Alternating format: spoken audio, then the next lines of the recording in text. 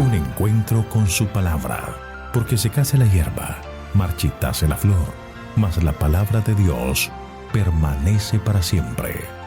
Con ustedes, el doctor José Ricardo Arias Quintero.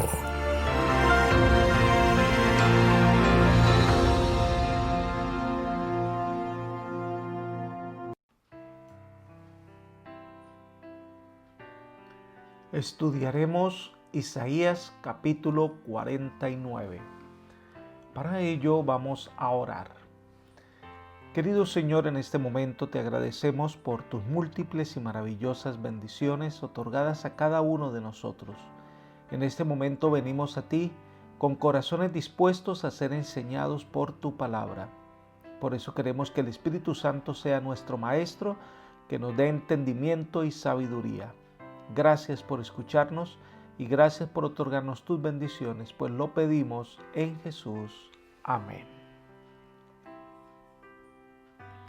El capítulo 49 del libro de Isaías pertenece a una sección del libro que habla del siervo de Dios y va hasta más allá del capítulo 53. El tema de esta nueva sección es la gloriosa misión del Mesías y su ministerio en esta tierra. Israel será restaurado y los gentiles serán congregados. Cuando se habla del siervo sufriente, del siervo de Dios, es un término aplicado a Cristo como el Mesías y el Redentor de su pueblo. Sin embargo, es claro que su pueblo en el pasado y sus hijos fieles hoy son también siervos de Dios en la proclamación del mensaje de salvación a todas las naciones. Así que en el estudio de este capítulo vemos frases que se aplican directamente a Jesús y nos muestran su obra redentora. La primera parte del capítulo son los versículos 1 al 6. Dios ha llamado a su pueblo, su siervo, para que sea luz a las naciones. Esta sección podemos aplicar el mensaje de Israel, pero también claramente describe la obra del Mesías. Vamos al versículo 1. Oídme, costas, y escuchad, pueblos lejanos. Jehová me llamó desde el vientre, desde las entrañas de mi madre, tuvo mi nombre en memoria. La introducción de este capítulo es enfática y solemne. Lo que el profeta va a proclamar es tan importante que invita a todos los habitantes del mundo a escucharlas. Estas costas e islas pertenecen al mar Mediterráneo, y estas palabras que dirige Isaías es a todas las naciones. Este es un mensaje universal, un mensaje para todos los hombres que deben tomar en cuenta porque presenta a Israel como su siervo y al Mesías como quien redime. Por otra parte, el versículo enfatiza que Israel fue una nación escogida por Dios antes que apareciera como tal. Si la aplicamos a la obra del Mesías, antes que la tierra fuera constituida, desde los siglos se estableció el plan de rescate por el ser humano cuando éste llegara a pecar. Leamos los versículos 2 y 3. Y puso mi boca como espada afilada, me cubrió con la sombra de su mano, me puso por saeta aguda, me guardó en su aljaba, me dijo, mi siervo eres, Israel. El mensaje que Israel debía compartir y aplicado a la obra del Mesías sería un mensaje efectivo. Recordemos que la espada es símbolo adecuado del poder penetrante de la palabra de Dios. La obra del pueblo de Dios era pelear con las armas y para ello debía usar la espada y la saeta de Dios, una valiosa descripción de la palabra de Dios. Vayamos al libro de Efesios, capítulo 6, versículo 17. Y tomad el yelmo de la salvación y la espada del Espíritu, que es la palabra de Dios. Ahora, si volvemos nuestra mirada a Hebreos capítulo 4, versículo 12, dice, porque la palabra de Dios es viva y eficaz y más cortante que toda espada de dos filos y penetra hasta partir el alma y el espíritu, las coyunturas y los tuétanos, y discierne los pensamientos y las intenciones del corazón. La tarea de Israel era dar a conocer la palabra de Dios. La obra del Mesías era presentar el mensaje de salvación y este mensaje llegaba hasta las fibras más íntimas de sus oyentes. Interesante cómo Dios quiere que entendamos su gran amor por nosotros. En el versículo 4 hay una respuesta de Israel. Dice: pero yo dije, por demás he trabajado en vano y sin provecho he agotado mis fuerzas. Por mi causa está delante de Jehová y mi recompensa con mi Dios.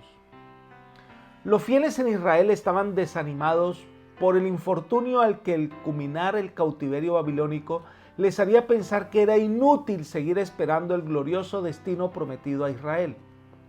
Creía que el tiempo pasaba y que la visión del futuro era distante.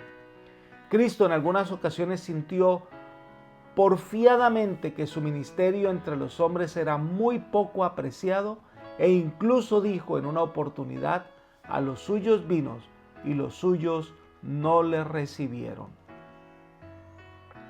Esto muestra la ingratitud plena del ser humano y el sufrimiento que experimentó el Salvador.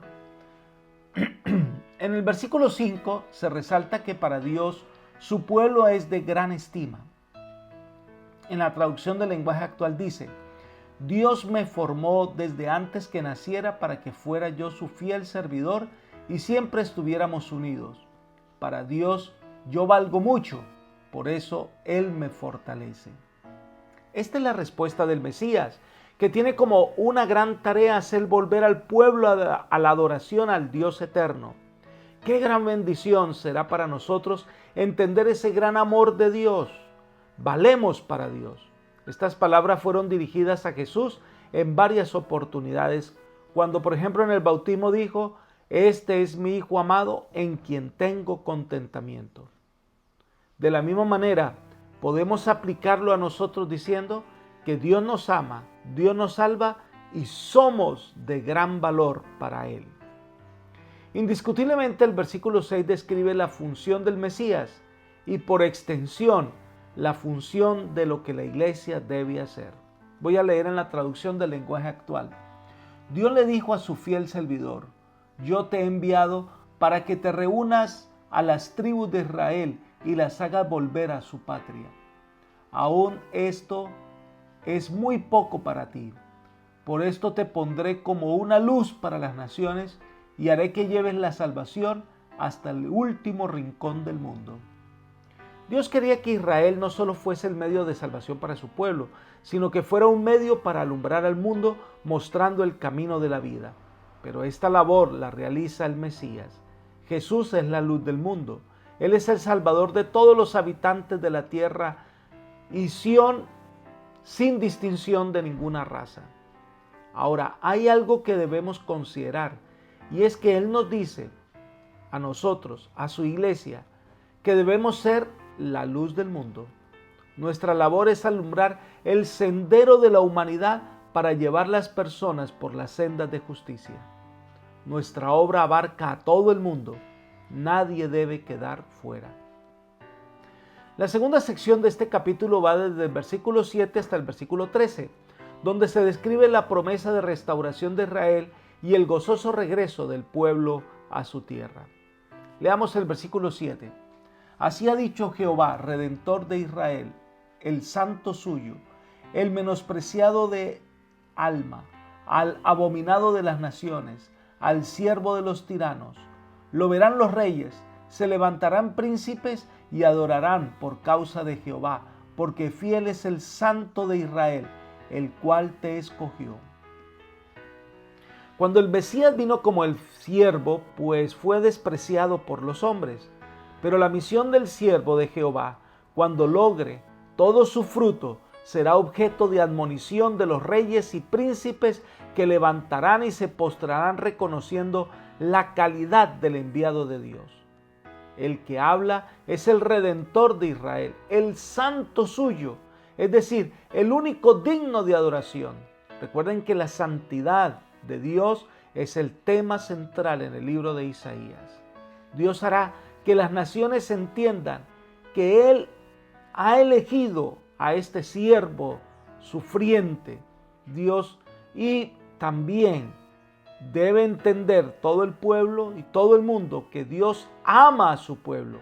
Y para maravilla de las naciones de la tierra será restaurado, y esa restauración es un milagro del Eterno. Sigamos con los versículos 8 y 9. Así dijo Jehová: en tiempo favorable te oí, en el día de salvación te ayudé.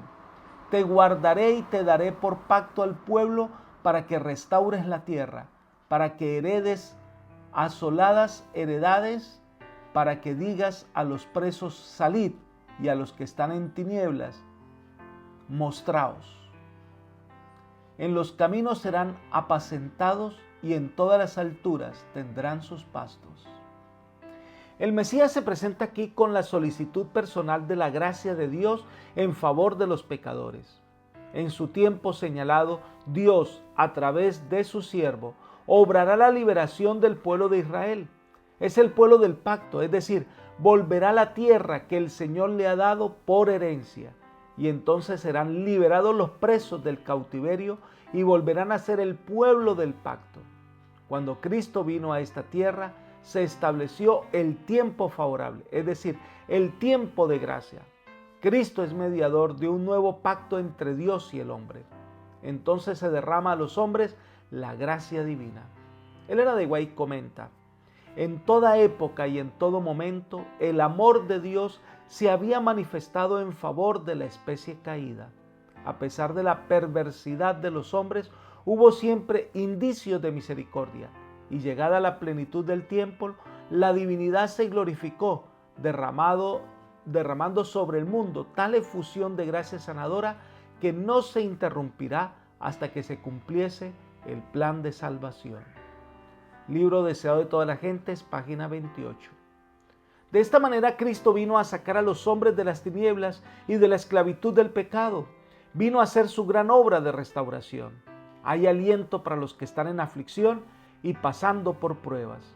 Dios oye, Dios ayuda, Dios restaura. El pueblo de Israel pasó por esta prueba dura para que entendiera su dependencia de Dios. A veces Dios permite que nosotros pasemos por diversas pruebas para que nosotros podamos entender el amor y la misericordia de Dios.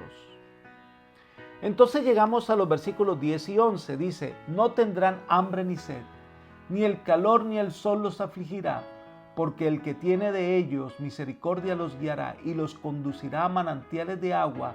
Convertiré su camino, todos mis montes y mis calzadas serán niveladas. Este es un cuadro de esperanza para Israel y que podemos aplicar para nosotros también. Esta profecía nos habla del pastor que guía a sus ovejas y nada le faltará. El agua, el pastor la proveerá. El pasto, el pastor lo llevará a un lugar donde puedan satisfacer sus necesidades. Dios guía a su pueblo por su mano. Pasa por pruebas, sí. Pasa por caminos difíciles, sí. Pero el Señor les guía. Y si el Señor guía, nada le faltará. Versículos 13 y 14. He aquí, estos vendrán de lejos, unos del norte y del occidente, y otros de la tierra de Sinim. Cantad cielo, alabanzas, y alégrate tierra, montes, prorrumpid en alabanzas, porque Jehová ha consolado a su pueblo, y de sus pobres tendrá misericordia. Es una gran convocación. Todos los exiliados de todas partes de la tierra de Israel llegarán a su patria, y esta convocación reconocerán que Dios es quien ha hecho todo en su favor, le alabarán y reconocerán su poder y amor. Este es un símbolo de la gran reunión de los salvados cuando Cristo venga por segunda vez. Y esta reunión de los salvados se prorrumpirá en un canto especial, el cántico de Moisés y del Cordero. La experiencia es tan especial que ninguno de nosotros logra imaginarse lo que sucederá. Ahora vamos a la siguiente sección de este capítulo 49 del libro de Isaías, donde se nos muestra la solicitud de Dios por su pueblo, versículos 14 al 19. Dios le da esperanza de restauración a su pueblo. Miremos entonces atentamente el versículo 14. Pero Sión ha dicho: Me dejó Jehová, el Señor se olvidó de mí. Aquí el profeta se considera en la situación de Sión, deprimida por el espectáculo de la desolación y pensando que Jehová los ha abandonado. Cuando el pecado y la rebelión se hacen evidentes y nos damos cuenta de nuestra necedad, crece en nosotros el sentimiento de indignidad y surge en nuestra mente la idea que Dios nos ha olvidado y abandonado por nuestros múltiples errores. Pero los siguientes versículos nos enseñan que Dios nunca olvida a su pueblo. Ahí es un mensaje de esperanza para nosotros. Leamos los versículos 15 y 16. ¿Se olvidará la mujer de lo que dio a luz para dejar de compadecerse del hijo de su vientre? Aunque ella lo olvide, yo nunca me olvidaré de ti. He aquí que en las manos te tengo esculpida, delante de mí están siempre tus muros. Aquí el Señor usa una de las figuras más tiernas y permanentes en la mente de los seres humanos, el cuidado de una madre por sus hijos. Ella nunca olvida de sus hijos, aunque estos tengan un comportamiento inapropiado. Siempre los amará y estará lista para ayudarles. Pero puede ser que existan madres desalmadas que se olviden de sus hijos, que los abandonen o busquen la muerte de sus criaturas. Pero la respuesta de Dios es: yo nunca me olvidaré de ti. Te tengo como un tatuaje en mi mano que todos los días lo puedo ver. Dios no se aleja de nosotros. Dios siempre está a nuestro lado, porque nosotros somos de valor para Él. Miren el siguiente comentario. Jesús nos conoce individualmente y se conmueve por el sentimiento de nuestras flaquezas. Nos conoce a todos por nombre, conoce la casa en que vivimos y el nombre de cada ocupante. Dio a veces instrucciones a sus siervos para que fueran a cierta calle en cierta ciudad, a tal casa, para hallar a una de sus ovejas. Cada alma es tan plenamente conocida por Jesús como si fuera la única por la cual el Salvador murió. Las penas de cada uno conmueven su corazón. El clamor por auxilio penetra en su oído. Él vino para traer a todos los hombres así. Los invita: seguidme, y su espíritu obra en sus corazones para inducirlos a venir a Él. Libro El deseo de todas las gentes, página 445.